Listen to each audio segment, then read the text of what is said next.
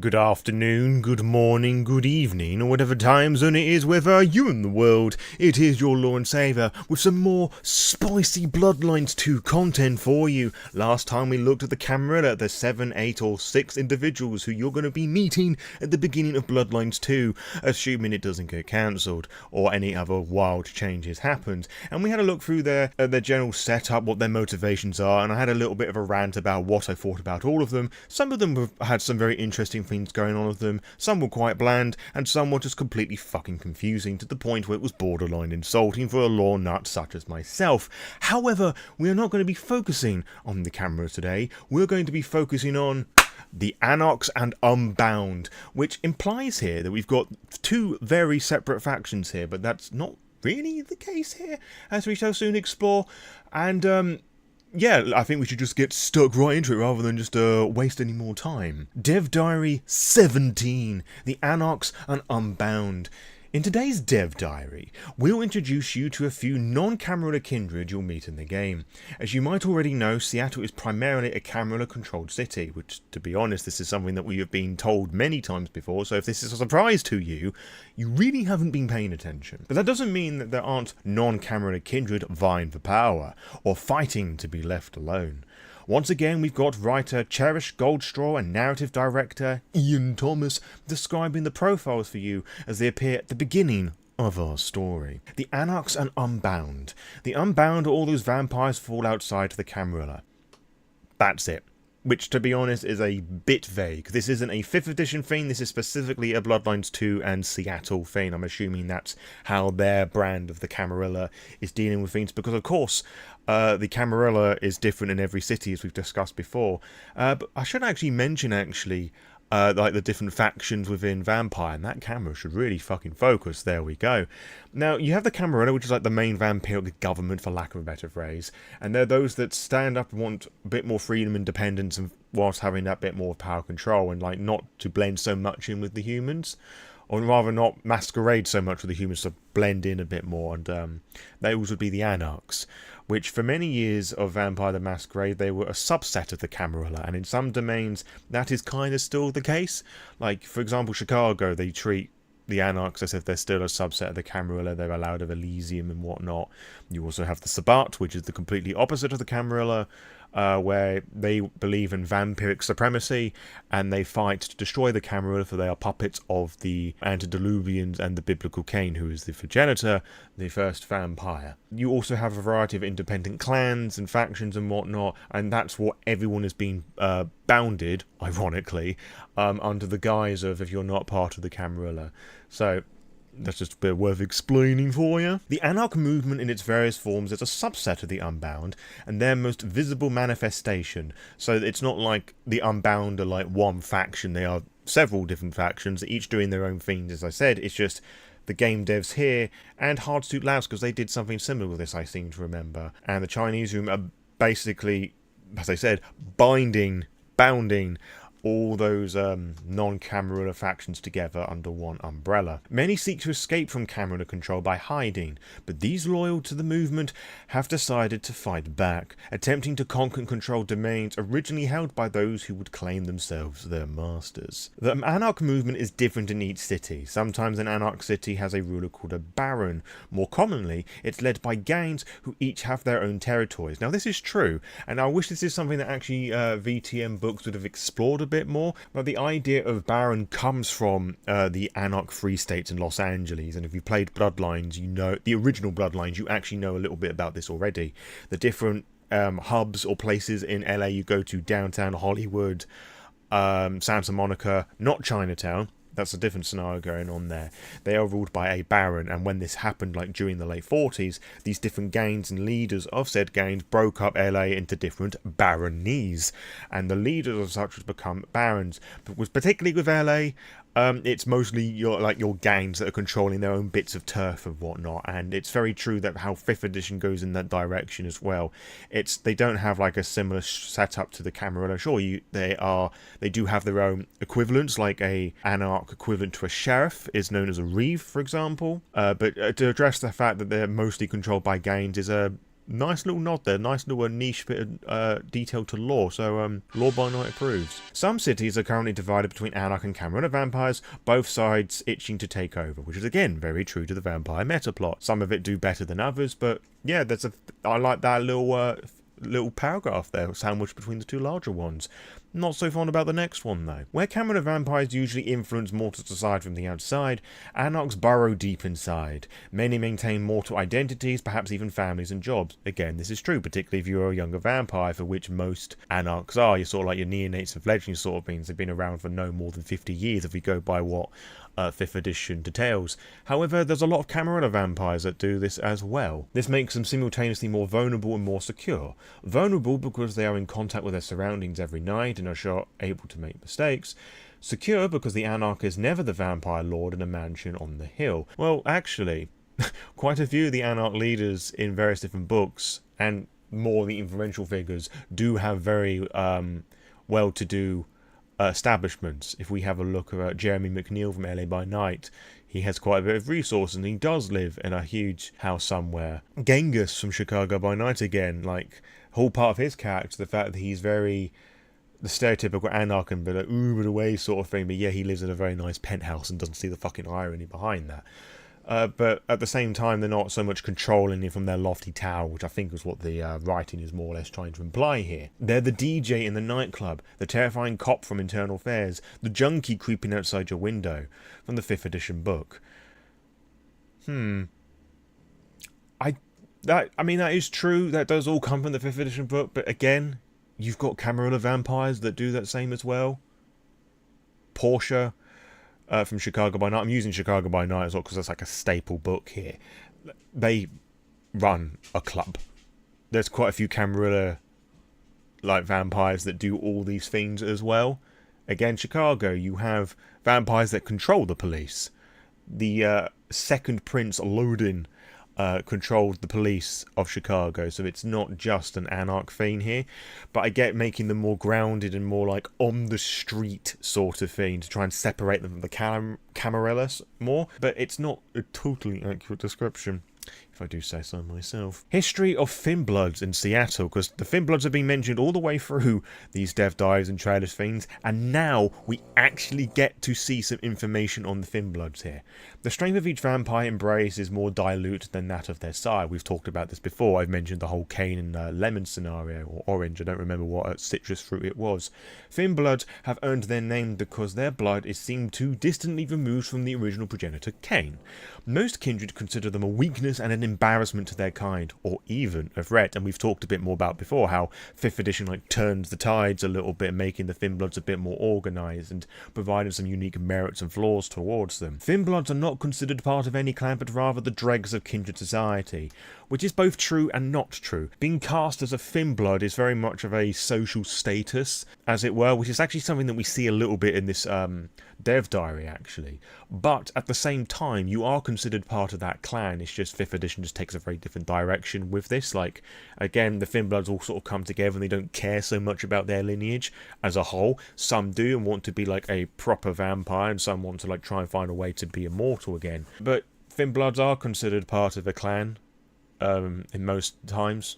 You know, when talking about who your sire is or who you're descended from, at least when you're introducing yourself formally, as it were. Many view Finnbloods as a risk to the Masquerade due to their close ties with the mortal world, which, again, we've kind of established, like, from this paragraph here of the Anarchs, they're closer to the mortal world as well.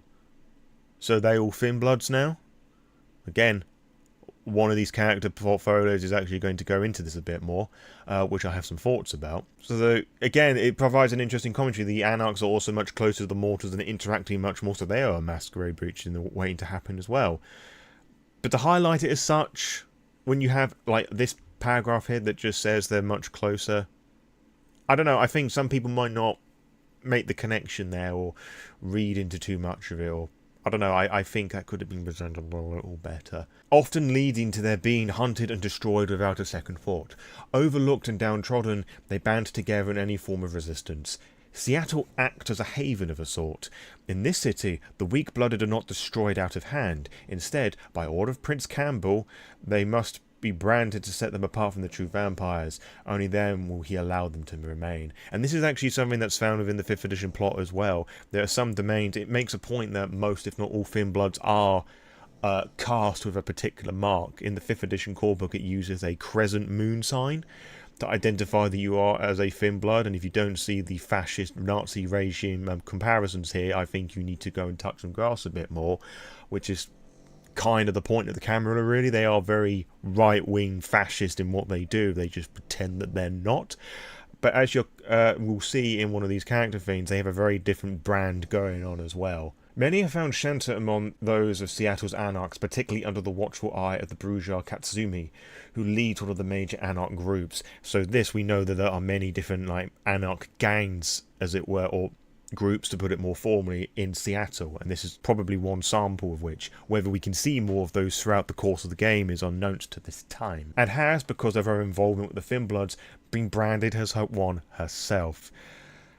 I'll get onto that in a moment. As the newly minted Sheriff Fire must now negotiate the delicate balance between Katsumi's people and the Camarilla, and deal with the fact that so many Anarchs and Finnbloods don't respect anyone as a leader, Seattle is a powder keg and each faction waits for its opportunity, some with more impatient than others.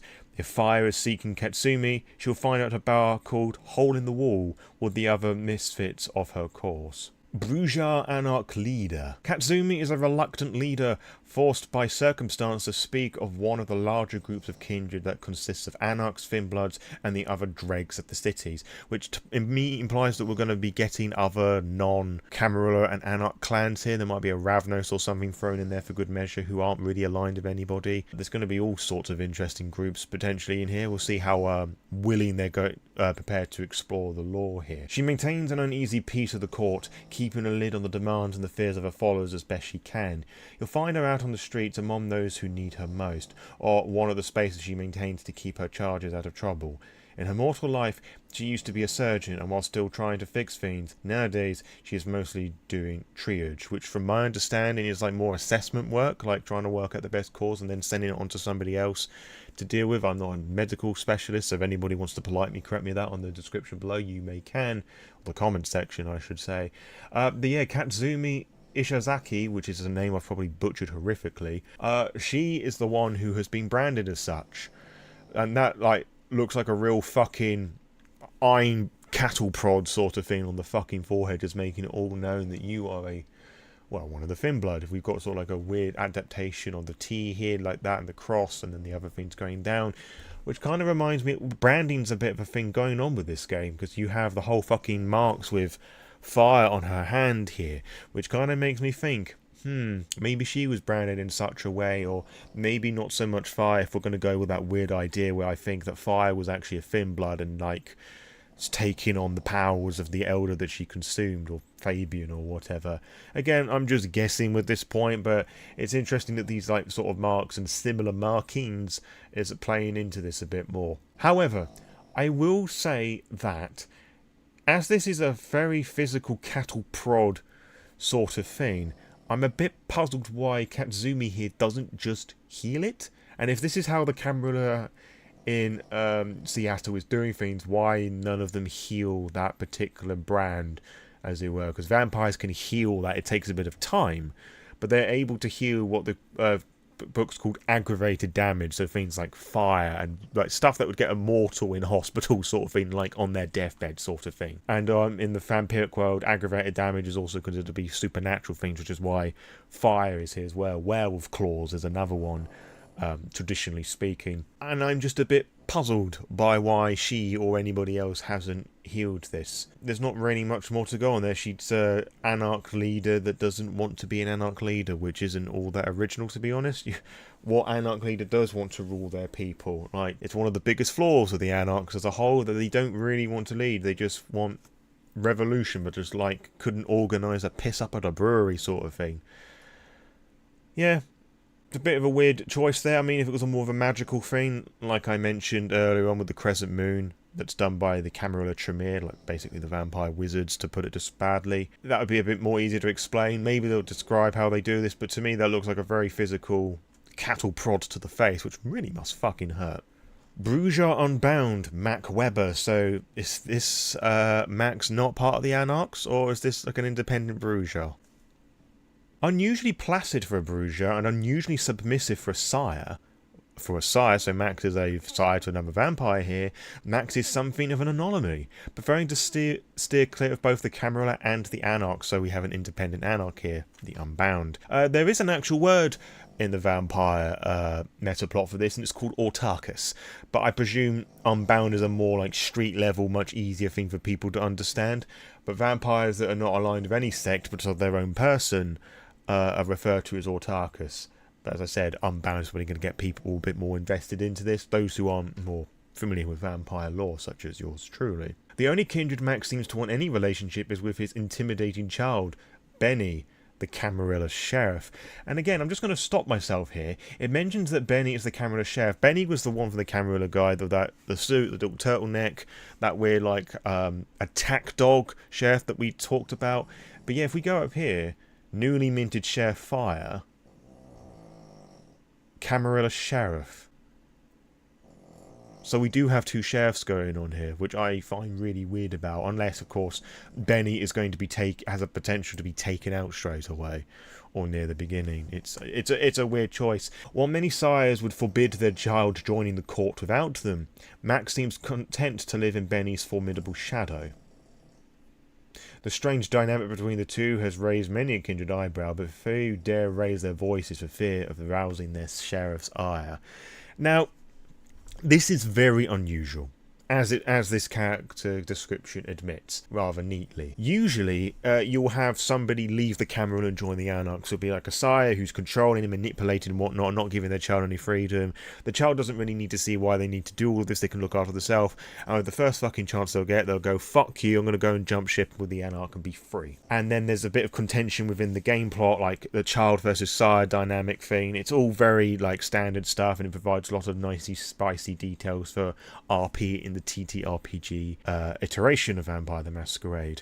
But the fact that we have a Anarch, or an independent as Max is here, joining the Camarilla and then becoming the sheriff, I personally think that's a very bizarre choice indeed. I'm not quite too sure if the Camarilla court would actually allow that, just because of that relationship there. And also, if you think about 5th edition, where the Bruja who were once part of the Camarilla, and remember, the Anarchs were part of the Camarilla, and it was the Bruja that really had most of the control of the Anarchs anyway, because of their fiery passion for revolution and change, and the vampiric curse sort of outthrusts that as anger. And with 5th edition, it then splinters off, where the Anarchs become their own thing due to one of the more influential Brujas, Theo Bell, blows up one of the Camarilla leaders in the face, because they found out that the inner circle of the Camarilla, who are like their founders and the most elite, have been breaking all their rules. And if you're not going to fucking play the rules, why the fuck should I play ball? Fuck you, I'm taking this entire clan with me, sort of thing. Just the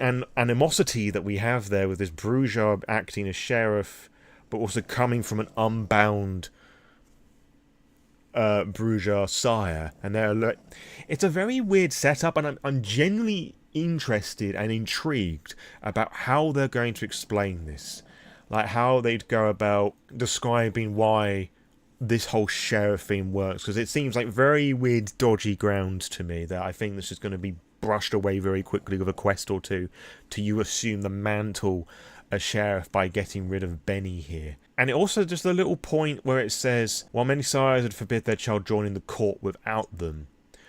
No, I don't think many sires would let them go at all. It would be the sire that would be putting the child with them, especially if we're talking from a Camarilla perspective, which is the tone that I'm getting from talking about Max. It's just a little unusual.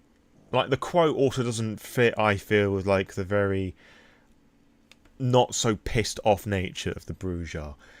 So unless they're going to do something really fucking weird and imply that they're a true Bruja here, and if you want to know more about them, I did a lore dive, which you can go and check on a card now.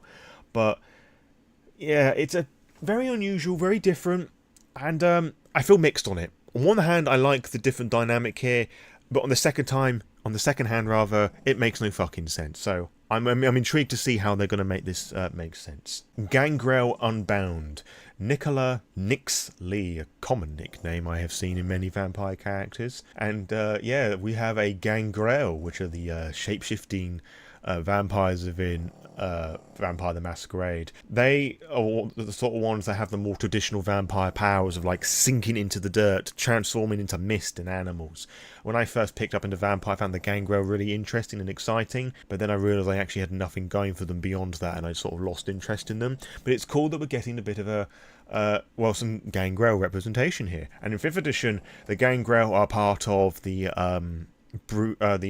Anarchs here, whereas for a lot of the vampire meta plot, they're considered either a Camarilla or an independent clan. The Gangrel have always been really independent. And they joined the Camarilla because it was a sensible, like, safety number thing, kind of a big pack mentality. And then the revised / 3rd edition, they sort of like splintered off and became their own independent thing, and they're quite a large clan, so they can do this anyway. But then 5th edition has them go over to join the Anarchs.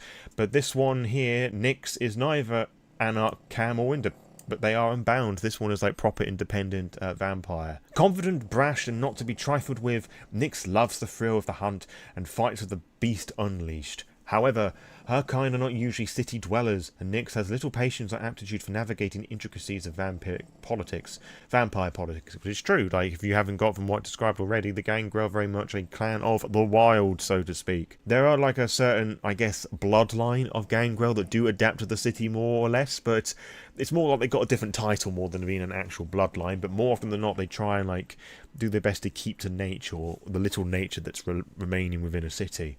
And I don't know a lot about Seattle, but I'm getting the impression there's not a lot of like parks and whatnot there. And if there are, then it's clearly not doing the Gangrel any favours. Nobody knows why she suddenly appeared in Seattle, and the Camarilla are naturally suspicious. But the possibility of enticing a leashed Gangrel into their ranks is a tempting prospect. So she is new into the city, such as a fire, presumably. And I'm getting from that you have the chance to like try and pull her in, or you can like push her away or whatever.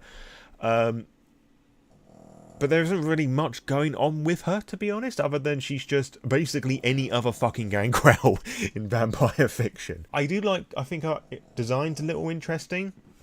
It could just be the light and whatever, but she does have like a slightly ratty sort of face, like a rat, because the curse of the Gangrel, sure, they can turn to animals with their unique discipline Protean. Their bane is that when they frenzy, they take on an animal feature. Now, in older editions of Vampire, these animal features are permanent, but in 5th edition, they're more temporary and they disappear after a certain amount of time.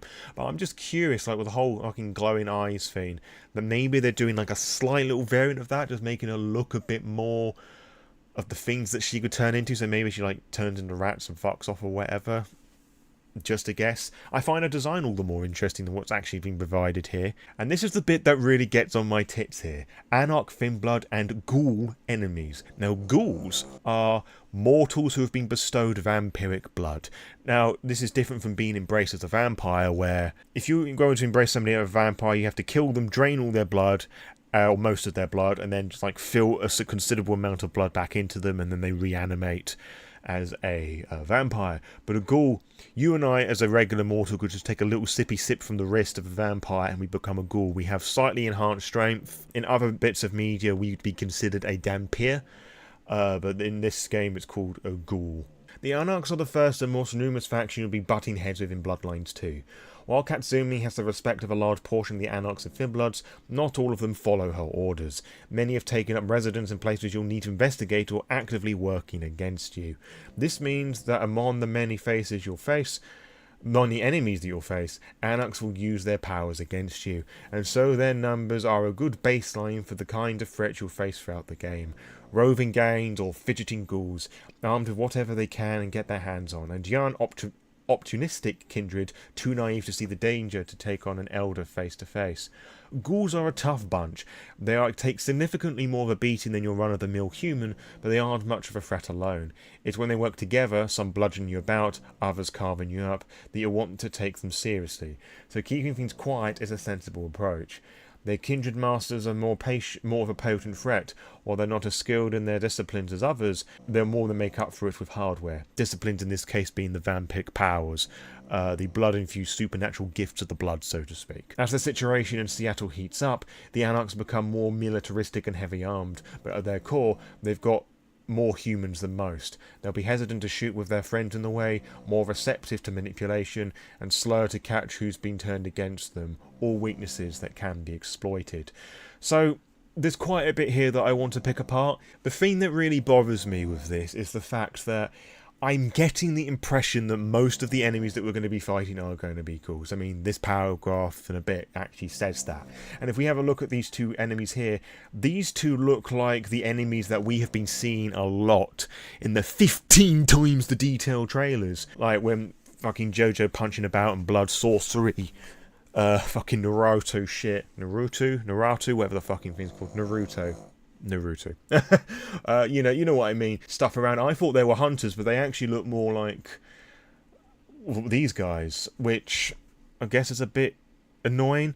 And as we got this paragraph here, says that the situation in Seattle heats up, the Anarchs become more militaristic and heavy-armed. So basically, your actions in the game are going to push the thing in sort of one direction, where the Anarchs are going to push back the Camarilla a bit more. So this is focusing more on the Anarchs being the main antagonist here. And, like, I like some of the design here. Like, you've got the big guy here with a thin blood fiend on his forehead. But it really is just coming in as, like, common enemy archetypes. Like, you've got the big guy with a heavy weapon. You've got the big guy with a heavy weapon. You've got this guy here, like, Shadow the Hedgehog, with, like, a face painting of the thin blood fiend here, which I think is kind of cool, in the sense, like, it's taking something that's supposed to be a flaw and going, fuck you, like, we're going to push back and, like, and make you rue the day that you've done this to my friend and stuff, which is pretty honourable, I guess. There's been lots of examples in history where this has happened in and out of the world of darkness. These two obviously are going to be our sneaky boys, and I guess these two are like standard grunt sort of things, I'm guessing. But I'm not too impressed by all of this, to be honest. It's very lackluster, and I've told you more about ghouls here than this bit's here. They're basically just grunts you're going to want to take out. I'm guessing it's these guys here that are the ghouls, but it's a bit weird, and it's sort of focusing more on Bloodlines 2 being more action orientated, which isn't really Vampire the Masquerade, or isn't really like Bloodlines before it. I've waffled about this before, and if I talk about that too much, people accuse me of raging too much, even though there's nothing in my voice that indicates that I'm raging. It's just very disappointing, and I also know that lots of people are going to not help themselves now and say, oh, you shouldn't judge the game before it's coming out. My sibling in fucking Christ. If the Chinese room didn't want people talking about and thinking and postulating about their game, they wouldn't be giving out these dev diaries, and they wouldn't be giving us these trailers, no matter how poorly they were received. They were welcoming criticism and people talking about it and getting excited and all that stuff. So don't give me that. Like, that's just stop it. And unfortunately, that's all we have with the Bloodlines 2 Anarch dev diary content. We have two Unbound vampires who don't really want to exist where they are, and we have an Anarch leader who doesn't want anything to do with anything. Very reluctant Anarch leader. It would be nice if we got more characters, and then this basically telling us what the gameplay is going to be telling on. Like, as the game gets harder, you'll deal with more powerful enemies sort of thing, and they're going to have bigger guns and just... Although I suppose it's nice that it ends with these upcoming developer diaries. Like, we've got on October the 9th, we've got Hunting and Feeding, and we've got Blood Resonance on the 23rd of October. Now, if you don't know what Blood Resonance is, it's my least favourite thing in the Vampire 5th edition, which is a lot this is being based off of. Blood Resonance on this premise is like a really cool idea where the emotional well-being of your food, of immortals, for the most part, will influence and aid you in the use of some of your vampiric disciplines. It's been such a long time since I've looked at these, because I've never seen anybody actually use resonance in the game as intended. Like, the use, I believe, and I could be mistaken with this, I believe sanguine blood, so those with more arousal, shall we say, influences and improves the roles regarding charisma, conversation and presence. I believe most of it's directed towards the use of your vampiric disciplines, but it's kind of that sort of thing. And like melancholy sort of helps with I believe obfuscate and oblivion. As I said, it's been such a long time since I've read them, and as I said, I've seen and I don't see anybody using them, so I'm very much at a blank with this. I could go and check up the book, but you lot will correct me in the comments anyway, so what's the fucking point? But yeah, we got some upcoming dev diary things. We know about the world building, which is like just around the corner, like just over 10 days. That's basically it, to be honest. Just a very short Anarch dev diary, and I feel overall it's been very lackluster. Like, it started off fairly confident. It's been a bit more diverse and interesting than what you'll find with most descriptions of the Anarchs in most books and in general TTRPG conversation, but it just very quickly fell off flat, to be honest. And this whole bit with the thin blood Anarch and ghoul enemies is rather disappointing. Like, just another reinforcement that we've got this bit regarding these characters we're going to find out more about, but then it just ends with like, here are the different enemies you're going to be fighting, this is how you want to go and take them out, sort of thing. Things are going to get tougher as you carry on playing like any other fucking video game. It's just a bit, So I guess it's within most writing regarding the Anarchs are very lackluster and nobody really knows what to do with them properly. So, good on your Chinese room, I guess. Of course, this is just one British lore nuts take on it. What do you think about it? Let me know in the comments below what you think is good, bad, and downright ugly. Is there anything that I've missed with all of this? Because I'm sort of ranting this away without a script or anything, so chances are I've missed a detail here, or I've probably gotten some of you confused with something. So, by all means, let me know in the comments below with all your thoughts and opinions. And whilst you're down there, if you're intrigued about the world of Vampire the Masquerade and actually want to give the TTRPG a go, I highly recommend you go and purchase the books in the description below, so you are able to create your own worlds of darkness. So when Bloodlines 2 come out and you don't like what they did for Seattle, or you want to expand your own stories within the setting, you can do that with these characters here and your own characters, of course. And if you purchase them with those links, I get some of the money back because I'm an affiliate on DriveThruRPG, and I can provide more cool lore dives such as this, and more in-depth lore guides like I've done for many years now, rather than just like the whisked-up tour that I'm providing you here. And yeah, and I can't wait to hear all about your vampire stories, both in the Lore by Night Discord server, social media, and beyond. So like, share and subscribe, follow me on the various Lore by Night social media pages, and I will see you next time on what the next upload may well be for you. And until next time, farewell.